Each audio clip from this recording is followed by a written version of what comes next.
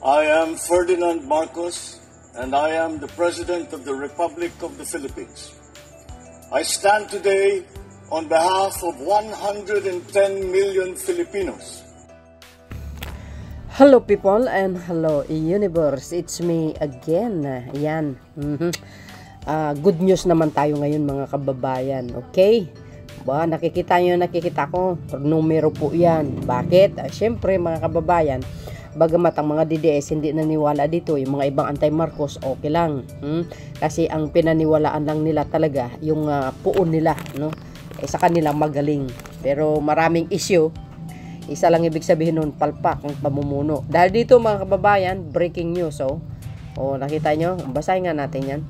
Sabi po dito guys, 6 days ito, no? Muntik ko nakalimutan na naman. Ayan, breaking.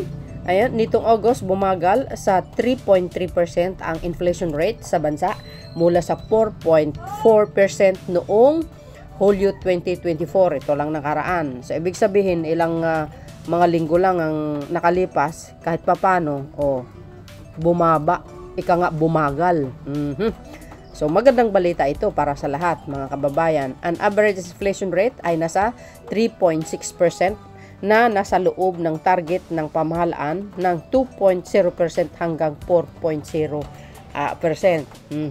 Alam nyo, mga kababayan, sa mga nagrereklamo, hindi nila minsan naiisip or nakikita na sa global crisis tayo at nasa makabagong panahon tayo. Now, kung gusto nyo kasi na mura ang bilihin, una-una magtanim kayo ng mga gulay sa likuran ninyo, no?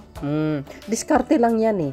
Lahat ng bagay, kung gusto mo maabot, yung gusto mo marating, diskarte lang. Di ba? Hard work. Dapat maparaan ka. Ika nga diskarte. See?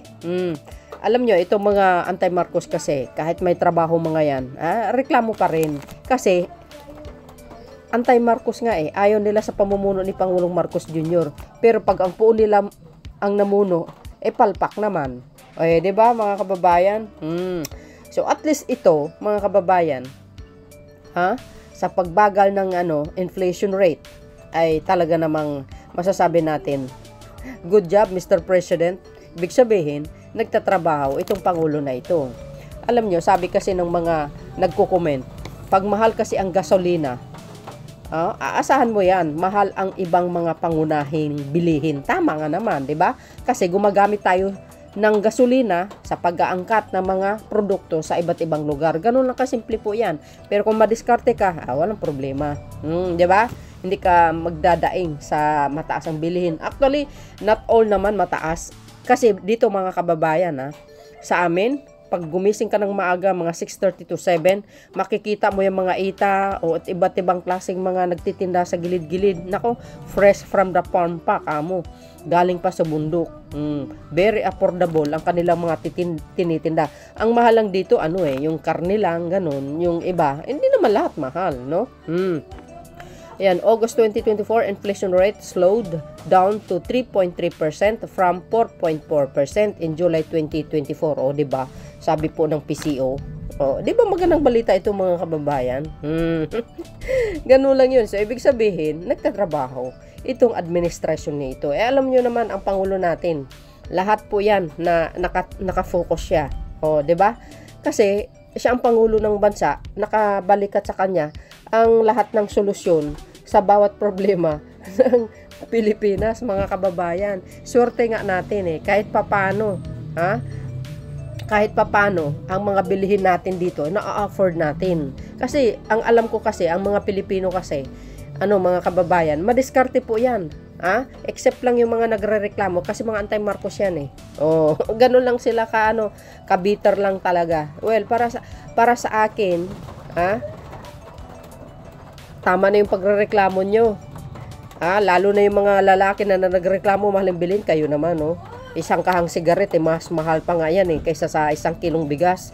Mas mahal pa yung alak kaysa sa 1 kilong bigas. Hindi kayo nagrereklamo. Di ba? So, dahil dito mga kababayan, mayroon tayong another good news para sa lahat. Another good news for everybody. Ito po yung bilang no ng mga Pilipino na nagkaroon ng trabaho mula nung Hulyo 2023. Okay? Sabi po dito ng PCO, nasa 3.14 million ang bilang ng mga Pilipino nagkaroon ng trabaho mula sa Hulyo 2023 hanggang Hulyo 2024. O, diba guys? Ang laki niyan, ang dami niyan. Ayon pa sa July 2024 Labor Force Survey ng Philippines Statistics Authority, ayan, 3.23 milyong Pilipino ang pumasok sa labor force simula noong Hulyo 2023. Tingnan ang iba pang detalye ng survey ito. Napakahaba ito guys, no? Pero short lang natin. Ang pinaka-bottom line dito is ang bilang ng Pilipino na nagkaroon po ng trabaho. Ayan, no? Siyempre, pinakamalakas mga kababayan is yung pinakamadaming trabaho ay nasa labor force survey kasi marami nag-i-invest, marami nagpapatayo ng mga malalaking establishmento, yung mga tulad na lang ng kay Mr. Ang, no? Nagpatayo siya ng napakadaming poultry sa iba't ibang lugar ng Pilipinas. Nako, ika nga pabrika ng Magnolia. Hindi lang yan, yung mga katulad ni ni Mr. CEO Pangilinan, si Mr. Tan Aboitis, yan talaga, at maraming mga foreign na talagang nag-invest dito sa Pilipinas. Kaya yung labor force survey natin ay talagang madami mga kababayan. Ika nga, siyempre, pag sa mga nag-i-invest dito sa Pilipinas, local man o international, kailangan talaga ng manpower yan, mga beso. Sabi po dito, Labor Force Survey, July 2024. Ayan, nakikita nyo dito. Ayan, nung July 2023, yung employment rate natin is nasa 95.1%. Tapos, nung itong 2024, ay yung employment rate natin is 95.3%. Ay wow, grabe, 'di ba? Kahit papaano umuusad ng umuusad, pataas ng pataas, hindi pababa ng pababa, guys. So, ang isa naman dito nakalagay unemployment rate. Oh, yan. Nung July 2023, ay nakapagtala ng 4.9% unemployment rate yan noong 2023 yan mga kababayan. Pero itong pumasok ang 2024, unemployment rate 4.7. O, di ba guys? Sabi sa inyo pag magaling kasi ang Pangulo, ito po ang resulta. Trabaho lang, walang personalan. Ika nga, alam po naman natin, very work hard president yan, si PBBM. Sa labor force naman, participation rate, grabe, biro nyo guys, sabi nga sa inyo sa labor lang talaga ang pinakamaraming nagkaroon ng maraming trabaho. Noong 2023 ay 60.0%. Ayan, ito pumasok ang 2024. Ayan, guys, 63.5%. Sabi ko sa inyo tumaas ng tumaas, hindi pababa ng pababa. Galing, no? At siyempre, 2 years pa lang ng Pangulo, lalong dadami at dadami yan. Yung maraming nagkakaroon ng trabaho at bababa naman ang walang trabaho. Dapat ganito. Ang isang leader, nakikita niya kung alin ang ugat, no? Na para masolusyonan ang problema ng bawat Pilipino, kailangan ng trabaho. Pag madaming trabaho ang bawat Pilipino, less poverty yan, guys, Siyempre may trabaho na sila, may pangtustos na sila sa kanilang pamilya. 'Di ba? Pag dumami ng dumami ang mga Pilipino na nagkaroon ng trabaho, siyempre babawas ang poverty. Unless lang talaga, mga kababayan, pag tamad ka talaga. Pag hindi ka madiskarte, di nga ka. So, dahil dito mga best, and of course guys, congrats sa atin lahat. Siyempre, yung pinuno ng bansa, congratulations, no? And ito pa yung another good news for everybody. Ito nga mga kababayan, basahin ko sa inyo. Tingnan nyo, gross international reserves August 2024, ay wow, Social, ang laki.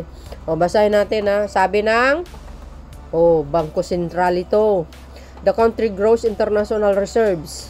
This ang gear. Level based on preliminary data rose to 106.9 billion. Ay, social. As of end of August. Ay, grabe. Mga bes. Biro nyo. Tumaas ka agad sa loob ng isang buwan. Anong sabi? 106.9 billion as of end of August. Hindi piso po yan ha. Dolyares yan. Dolyares po mga kababayan. End of August yan. From the end of July 2024, level of 1.6.7 billion. Wow! Talagang nag-increase siya guys ha. Tumaas. Tumaas ng tumaas. Hindi pa baba ng pababa. Di kayo naluka. So, ibig sabihin, maganda ang daloy ng ekonomiya ng bansa. So, ibig sabihin, magaling talaga mamuno ang Pangulo ng Pilipinas. Sabi ko sa inyo, taliwas doon sa mga sinasabi ng mga anti-Marcos, hindi daw maganda ang administrasyon ngayon. Uy, sus kayo naman. Talaga, kasi palibasa anti-Marcos kayo eh. So, napakaba ito guys i-short lang natin.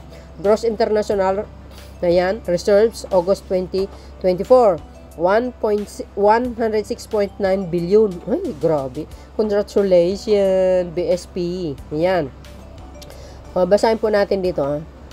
Sabi po dito, the latest gear level represents a more than adequate external liquidity buffer equivalent to 7.9 months worth of the imports of goods and payments of the services and primary income. Ayan Moreover, sabi dito guys, it is also about 6.1 times the country's short-term external debt based on original maturity and 3.7 times based on residual maturity.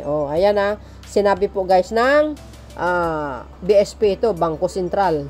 So, dahil dito ay 2 years pa lang ang Pangulo, mga kababayan pero tingnan nyo naman kahit papano, 'di ba? Kahit papano gumaganda rin ang ekonomiya ng bansa. Sa totoo lang. Aminin nyo man o hindi, kayong mga anti-Marcos na nakikinabang din naman kayo. 'Di ba? Sabi sa inyo Ayan So yun guys, ang aking pinaka-latest updates video sa inyo. See you again on my next upload video. Bye bye bye. And babush. God bless Philippines.